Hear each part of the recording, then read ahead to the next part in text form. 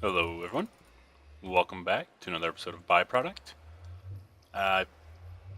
Just like to say some things have changed, and I've made some corrections to some things that I've done. I kind of jumped in a bit early, I guess you could say. I really should have tackled a lot of the early components needed prior to getting into the rest of the mods. So I've done a lot of that. I've gone to the Nether. I've set up the XP little minor XP farm that I showed off a little bit earlier. The skeleton spawn we had found, and this is a big mess right here. I apologize for this.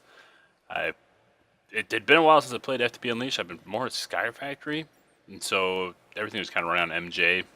And I don't know why I didn't catch it earlier, so I apologize for that. This is atrocious. We're going to take care of this. Don't you worry. Don't even think about it. Like it never happened. Also, oh no! Oh my God! Wow! Oh God! Oh, that could have been really bad. That would have been a what a great way to start the episode. Okay, so also some other items that we've been working on off camera, and again, I realized this is stuff that should have been taken care of much earlier, prior to even maybe start recording. But I just really excited. I wanted everyone to be involved with the process. I really like to know how people start out in their modded Minecraft series because there's so much material you have to gather, and I guess I don't really pay attention to how much. I just I spelunk, I mine, I do strip mining, and I never really think of anything else. So you see, we outfitted a few more chests in here. They're all loaded up with a bunch of random nonsense. That's another big problem I've come across when I first started on modded is that you just have stuff everywhere. I set up a few farms. Got a reed farm, cotton, wheat, and a cactus. The cactus farm is going to be for our pipes, waterproofing our pipes. This usually kind of the easiest resource I find that you can use. There might be another one out there, but this is the one I'm most common or familiar with. So I set this up. These are still growing. I haven't got a reaping from it yet. The sugar cane's been really helpful, and the cotton's really helpful. I set up some enchanting tables, and with that, I pulled this from the enchanting table, which is really nice, and this as well, which is actually I wanted to record it, but I wasn't exactly sure when I was gonna find my way home. I ventured out searching for mushrooms because I was very interested in getting a XP farm going that is very rudimentary. Again, I like sticking with like kind of vanilla stuff before we jump into mods, and I needed some fundamental way of destroying everything with like, killing all the mobs without using the pistons completely for everything. And so I needed to make potions. Well, long story short, I went looking for mushrooms, and whew, I guys, I think I spent maybe 3 or 4 hours searching for my residence. I never set up a waypoint. I guess part of me said that I think it's cheating because you should explore and learn and find things in the map yourself. But it kind of got to the agonizing point where I was ready to just die and then didn't go to my last death waypoint. But alright, I'm gonna hop back down here and I'm gonna pray that this creeper's not here. Actually, we're gonna go nice and easy because that would really make me very sad. I don't hear anything. If I get into the open, I should be okay. I don't have anything to worry about. I don't know where he came in from. Everything's pretty well lit up.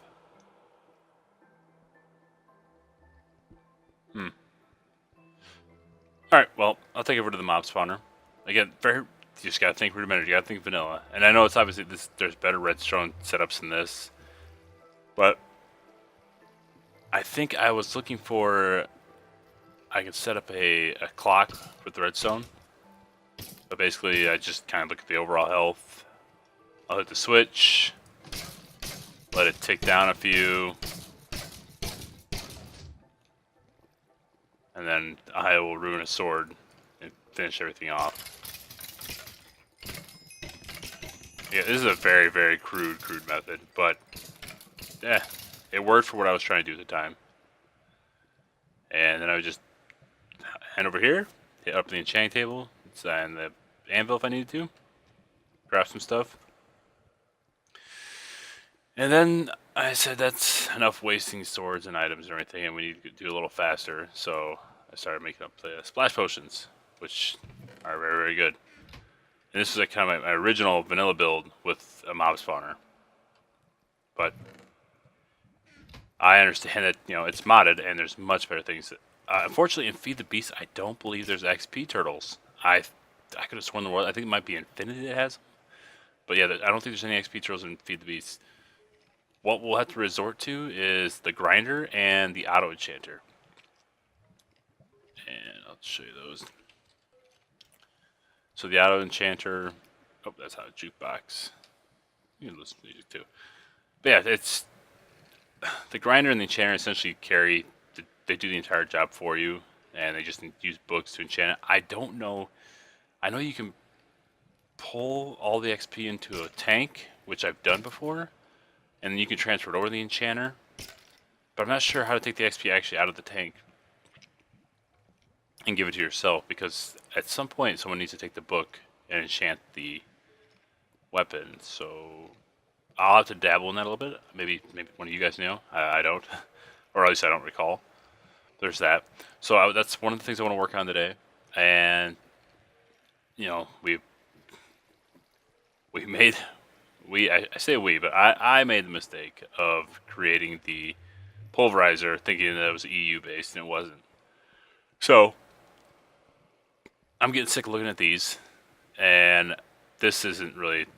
The pulverizer is useful for later use, but right now it doesn't really anything other than just making a big eyesore and sucking up something else we could use energy for. So what I am proposing, and I won't say someone's proposing, but we are going to do is build our smeltery, our Tinker's Construct smeltery. We're act as our ore doubler, and we can start building some really, really nice weapons. You know, the vanilla weapons are nice, tools I should say, they're nice, but you can build much, much better stuff with smelter or Tinker's Construct. So we got the Tinker's Construct and the mob farm that we want to work on, but the first and foremost thing is I would like to get everything from up top down here. More so because, again, the theme I wanted to go for is an underground fortress. And this is very, again, I'm trying to get base of operations and everything together. So I want to get everything down here. But also, if I'm going to try and keep readily active or being without using too many chunk loaders, I'd like to keep everything kind of towards the mob spawner. That way I can keep bouncing back and forth and getting everything enchanted up and start getting some books enchanted. Whew, sorry, a little sleepy today. Anyway, so this is kind of the main area, the main lobby I'm going to have set up. I'm going to have a storage area set off over here. And everybody knows in modern Minecraft, the majority of your time is spent looking through chests. So as long as I can keep my chests and my organization system around my spawning area, I think we should do just fine in acquiring a good amount of XP. And again, this is just preliminary for our setup before we get into our main build.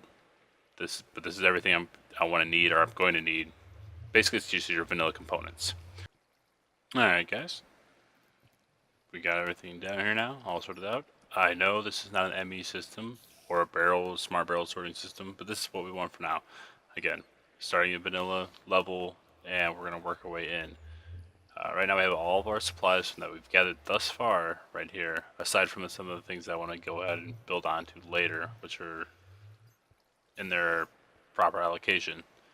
So the other elements we are missing right now are the small farms that I created earlier, the cactus, cane, and wheat and cotton farm, which we'll want down here. So I'm going to start working on those, and the next objective is to get all of that down here along with the tree farm.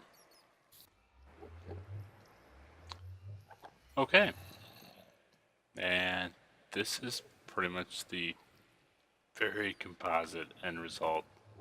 Everything's very, very compact, it's kind of claustrophobic in here, but it's going to get the job done for the time being until we can make more suitable arrangements to have essentially larger quarters for each type of crop, trees, cactuses. I have tons of sugarcane, tons of cotton already, so I don't know if there's going to be much of a necessity for it. And the wheat, obviously we need food source. We can come up with some more alternatives for that later. But right now, the cactus is the most important, and then the rubber trees. But I believe I have a lot of rubber, so I may go back and assess that and maybe add on to this room a little bit more. But for now, this will work.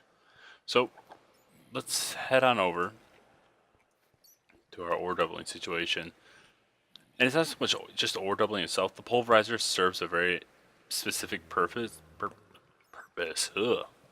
Serves a specific purpose, and we will be utilizing it very often.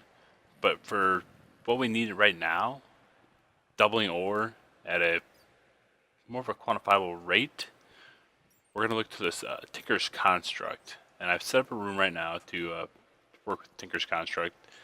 We're going to do it's a 3x3 area for our melting area. And this is actually going to be a multi-block structure. And these multi-block structures are super, super cool. Just because, it's a functional unit that takes up the space that you would imagine it would. So in order to do this, you'll need 3 ingredients to start out, which is clay, gravel, and sand. And you're going to combine all that together in a shape crafting into grout.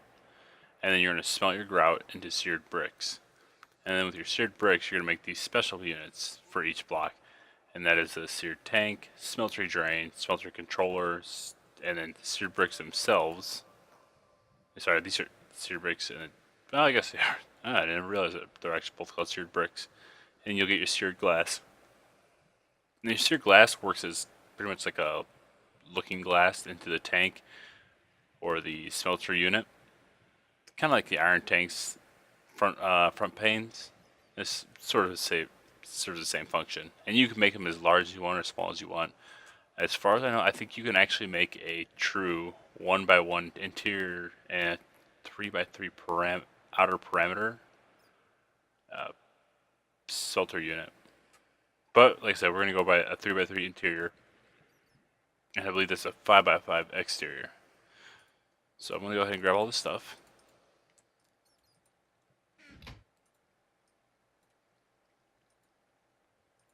And I think this should be enough for just a one tier level. So what we'll have to do, we got to make the lower portion first. And I haven't made anything else. I haven't made the basement or any of the auxiliary ports to it. This is just the very, very basic of it. And much like the nether portal, you do not need to have a full perimeter to get it functioning. You just need the base of it and then an outer perimeter, not the lower area. The lower area is not necessary. Obviously you'll want to keep it open when you're creating drains and everything, but for the time being, you don't need it unless you really want some awesome aesthetics. So we'll want a front, and the front typically contains the seared tank, and the seared tank is the loading area. So keep this close to wherever source you're trying to load it with. Primarily it's going to be lava the majority of the time. So I'm going to put that right there. And then don't need a drain, we need the controller. The controller allows you to see inside the actual UI of the smelter unit. Which, that can go here. That's fine. Oh, and doesn't really matter there. And then we'll go ahead and load these up.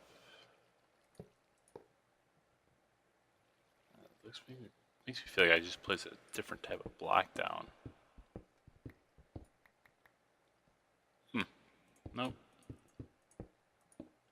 That's weird. It kind of had a delay and made me switch my hands over. So I don't know.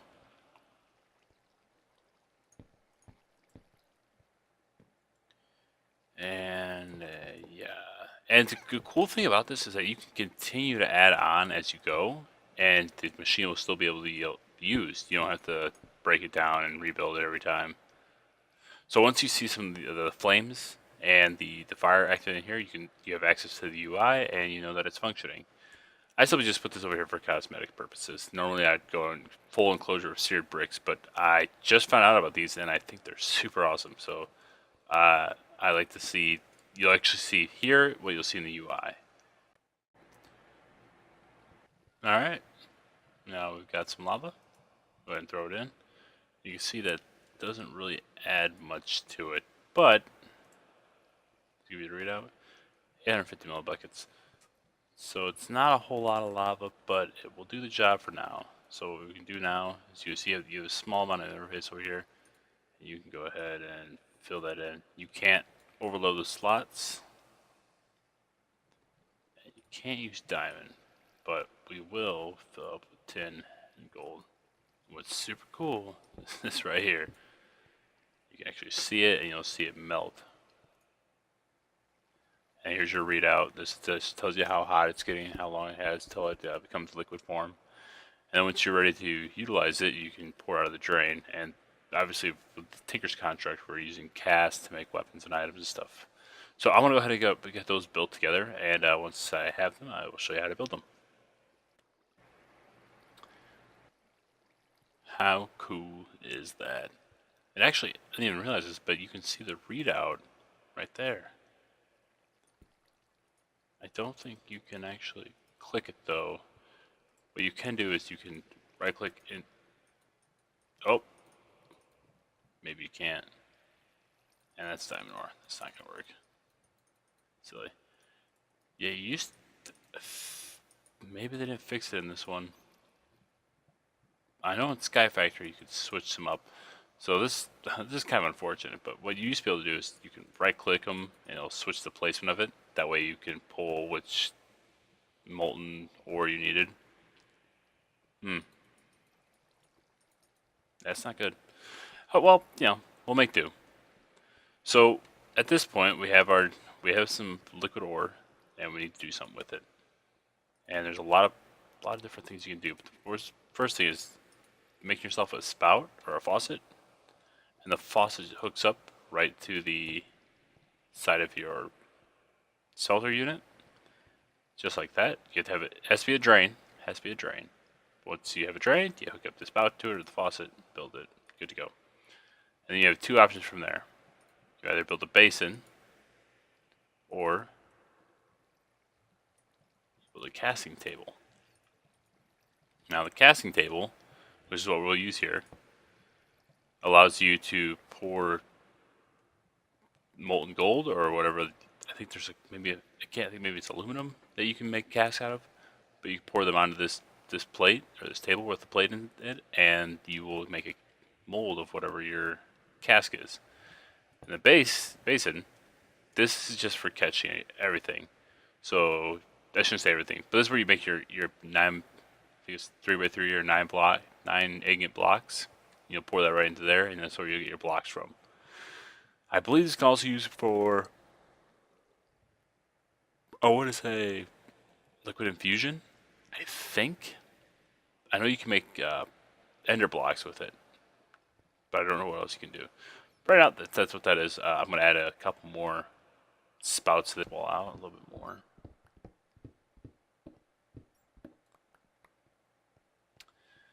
And I think we'll make a couple more tables. Let's make 2 more tables. Because we already got an additional base. We don't really, yeah, that'll work. And then I'm gonna make some casks here. And unfortunately, we gotta see how much tin's in there. So there's 18 ingots of tin. So that'll actually work out pretty well for us. Conveniently, that doesn't normally happen.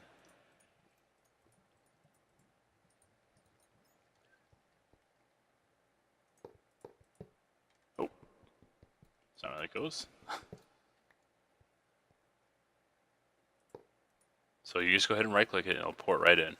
And I'm just gonna go ahead and drain the rest of the tin out here so we can start making some casks of ingots. And again, this is another method of doubling your ore. So I believe I have to grab iron ore to do this. Yeah, this should all be over here. Actually, let's try it. I'm just curious. I haven't tried this before. If we just use seared brick. Okay. Just want to double check, make sure all the tin is out. Okay, it's all gold. Alright. And if that works, which I hope it does, it'd be super awesome. Oh my gosh, it did. Perfect. Okay, cool. So I'll go ahead and make a couple more casks here.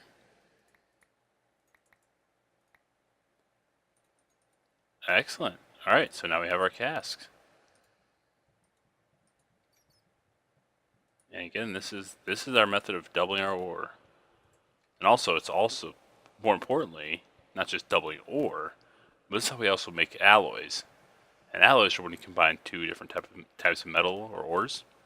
For example, making brass, or I can never say it. It's the end game. One of the end game picks. There's alumite, and then there's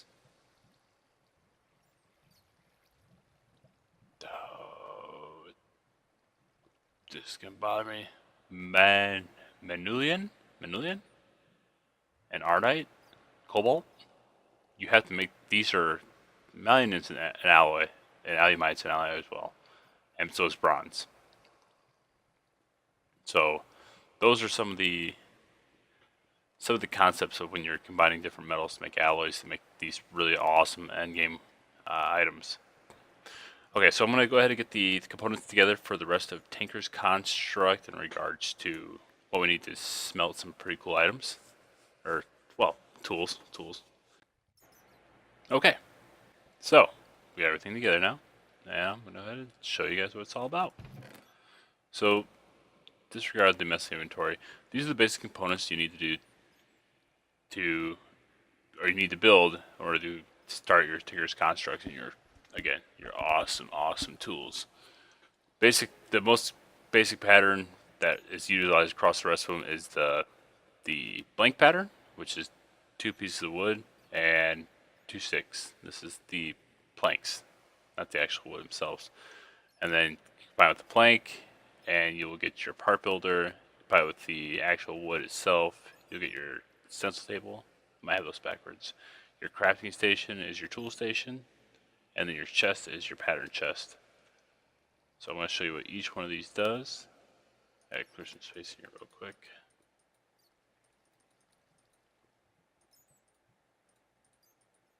And I believe once you craft the tool station, you'll get the materials in U, which is a nice little book. Has basic fundamentals, everything in there. I'm just gonna go ahead and put this on the back here.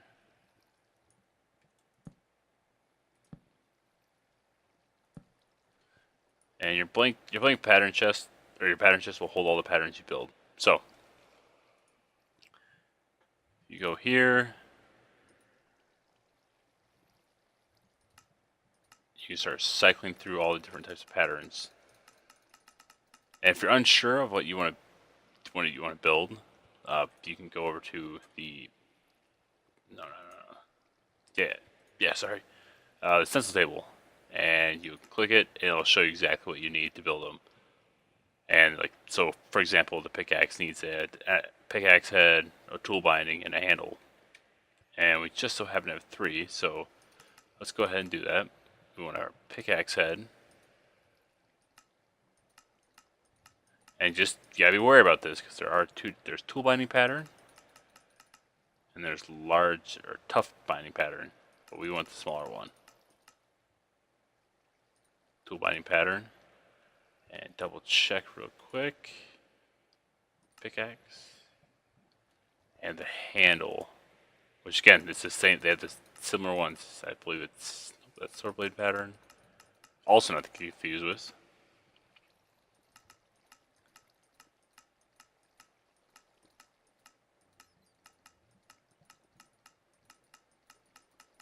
It's in here somewhere. Oh, it's right there. Duh. tough tool rod, and so there's tough tool rod, and there's tool rod pattern. That's what we need. So now we'll go over to our part builder. We'll go ahead and toss those on there. Patterns go on the left, not the right. And be careful not to shift click. And know which ones you're taking off, because you can end up making a ton of these accidentally. I've done it somewhere. I also got to pull off any of the byproducts that fall on there. And there we go. So let's just go ahead. I'll get rid of these bones. So with the patterns, we can just go ahead and store those in here. Don't need them anymore. We can pull off these casks.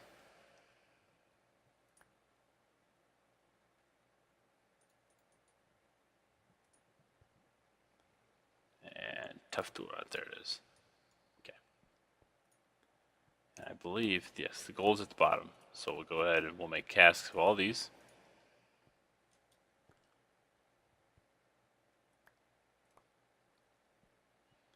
And I'll store these in the chest.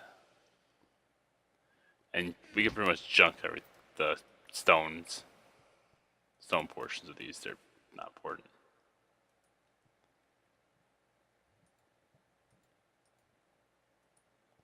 Unless you want to have them for sentimental value. That's totally up to you. Okay, so we have all these items here. And what I'd like to do next, we have an issue here, is that we have all this gold and iron in here, and we have to get it out. Okay, so got the gold out. I started draining the iron, but didn't realize that I wanted it in there because I wanted to show everybody some of the concepts of the alloy, and that we're going to make the alumite pickaxe today. So the alumite is a consistency of, I believe, majority iron, part obsidian, part aluminum. So we're going to go ahead and let all that melt together, and that's going to form our alumite. Watch. Be amazed. Super cool.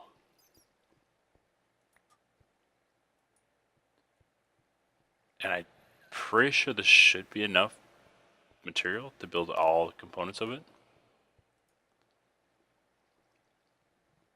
I believe it's a 311.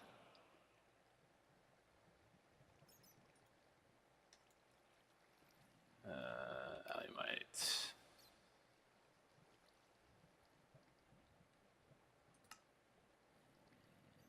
$80, $32, and $32. So it's close to a 3:1 ratio. Unfortunately, you need a lot of aluminum, which we don't have. It's one of those things that it's not, I want to say scarce, but it's overlooked because you don't really see a lot of use for it in any other machineries other than smelters or Tinker's Construct, which isn't a big machine block. It's its own separate entity. Let's see how much we have here. After this all melts, oh, not much. 9 ingots, 3 ingots. Oh, let's give it a shot. I don't know the exact amount that gets poured into each one of these, so we'll see what happens. Oh, not bad. We actually made it. So you can traditionally go over to your tool station and place these in individually, or you can also do it in your personal crafting. Okay, maybe not. That's weird.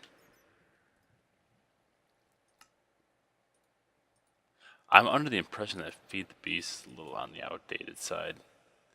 So you'll have your natural bonuses or modifiers, and then you'll get to see additional modifiers. And depending on what you build your tools from, you'll get different types of modifiers, or I guess allotted modifiers.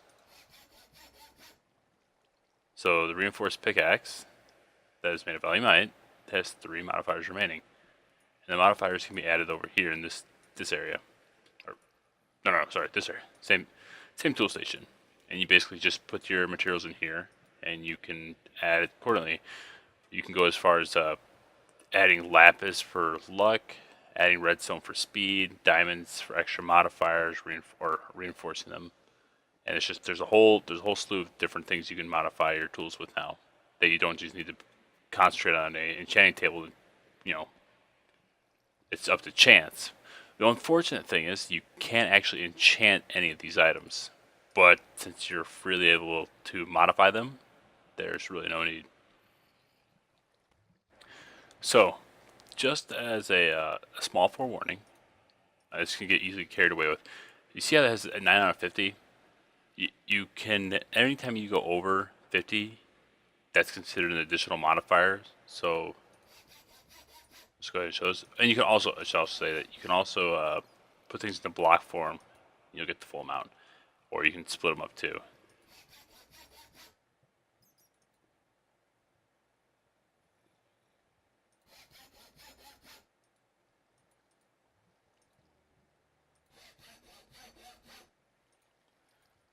And that is a little bit of the difficult side of it, is that you have to get them exactly on the amount.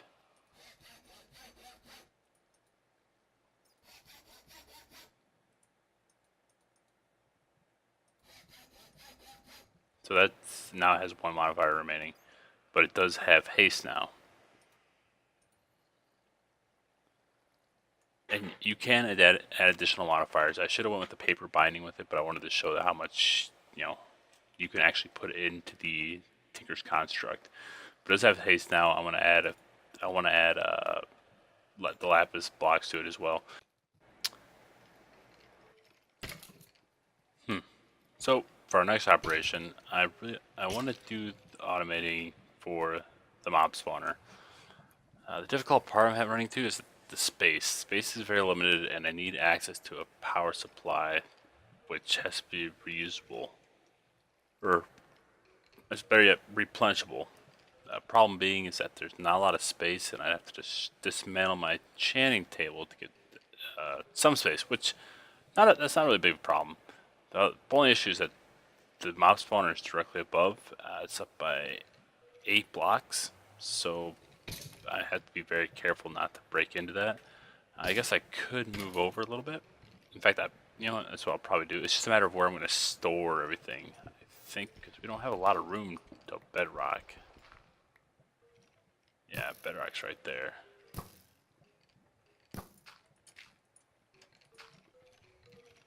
So, I have the layout for the grinder right here. This is what the grinder's the recipe is, what it calls for. And that's the build I'm going to go with. But I'm going to use a grinder here with the auto enchanter. I have to figure out a way to supply the auto enchanter with books, and I would like to automate that process as well. And the difficult part is that how I built my books previously was using the cotton, and that was all manually done. So I have to find a way to make it automated, everything.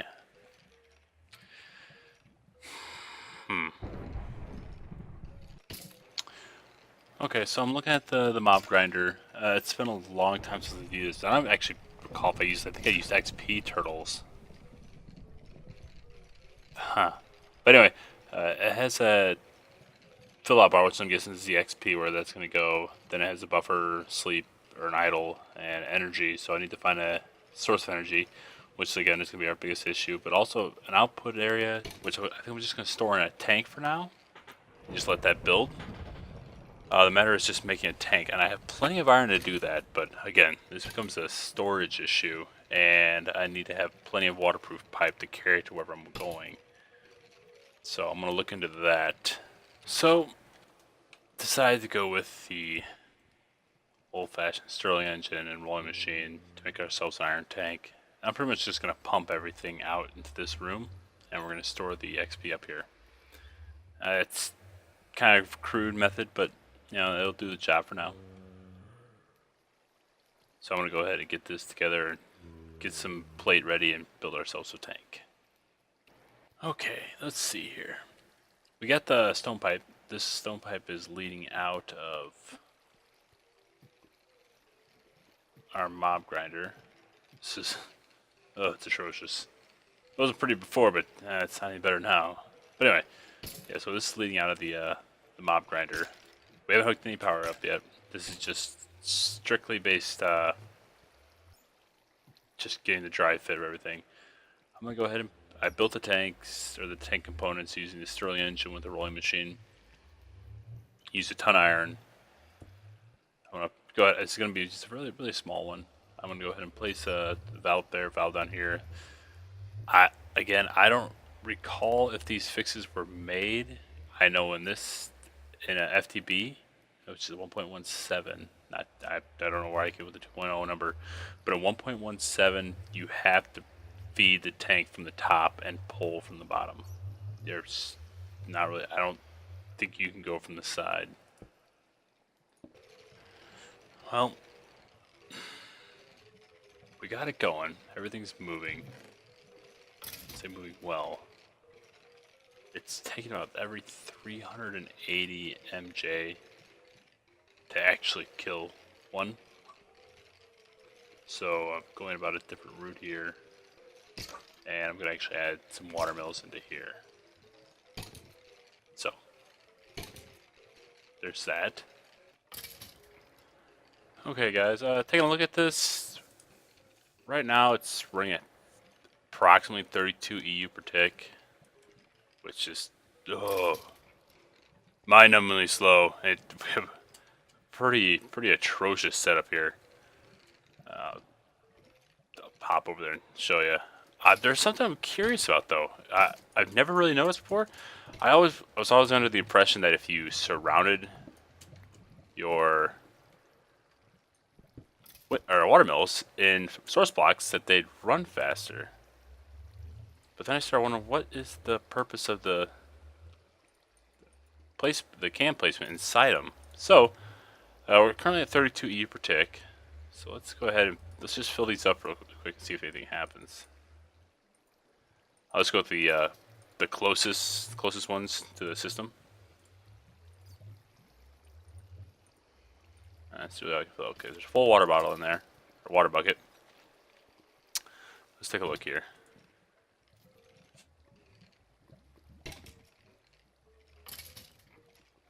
It's still running at 32.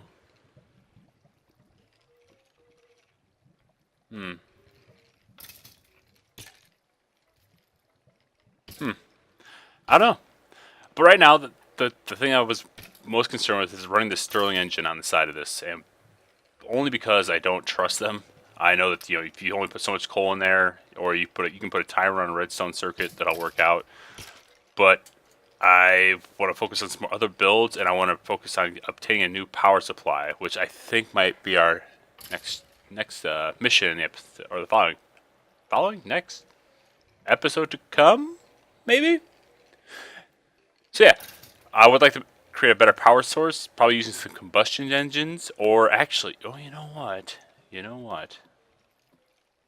Well, again, this is mildly automated, so that was kind of our goal. I think our next task, and it's going to be a little tricky because there's some extra components that we're going to need.